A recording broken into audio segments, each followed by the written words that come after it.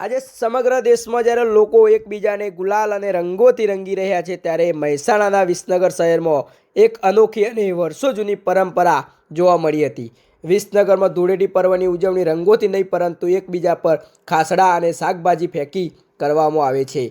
આ પરંપરાગત ખાસડા યુદ્ધને નિહાળવા માટે આજે રાજ્યના કેબિનેટ મંત્રી અને સ્થાનિક ધારાસભ્ય ઋષિકેશ પટેલ પણ ઉપસ્થિત રહ્યા હતા। છેલ્લા 100 વર્ષથી વધુ સમયથી વિસનગરના લોકો આ અનોખી રીતે ધૂળેટી મનાવી રહ્યા છે। શહેરના ચોકમાં મોટી સંખ્યામાં લોકો એકઠા થાય છે અને સામસામે શાકભાજી અને ખાસડાનો મારો ચલાવે છે અને આ કોઈ ઝઘડો નથી પરંતુ એક પવિત્ર પરંપરાગત રીતે મનાવવામાં આવી રહ્યો છે। આ ઐતિહાસિક વારસાને જીવંત રાખતા યુવાનો અને નગરજનોનો ઉત્સાહ વધારવા માટે કેબિનેટ મંત્રી એ મુલાકાત લીધી હતી। તેમણે વિસનગરની આ આગવી ઓળખ સમાન પરંપરાને બિરદાવી હતી અને નગરજનોને પર્વની શુભેચ્છા પાઠવી હતી।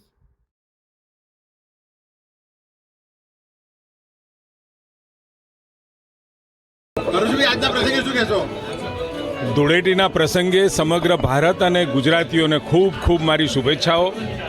વિસનગરની અમારી અનોખી પરંપરા છે। વિસનગરની અંદર ખાસડા યુદ્ધ વર્ષોથી, કદાચ મને વર્ષો પણ યાદ નથી, એટલા વર્ષોથી આ ખાસડા યુદ્ધ, હવે તો જો કે કાળક્રમે એ શાકભાજીમાં ટામેટા, ભટા, રીંગણા વગેરે દ્વારા બે ગ્રુપ પડી અને સામસામે એ આનંદથી મજા લેતા એકબીજા ઉપર એ નાખી અને આનંદ કરી રહ્યા છે। એટલે સ્વાભાવિક છે કે આ વિસનગરની અનોખી પરંપરા કાળક્રમે પણ આટલા વર્ષો પછી પણ ચાલુ છે અને ખૂબ મજાથી લોકો આનંદ લઈ રહ્યા છે। મનાતું હતું કે જેને ખાસડું વાગે એનું આખું વર્ષ સારું જાય।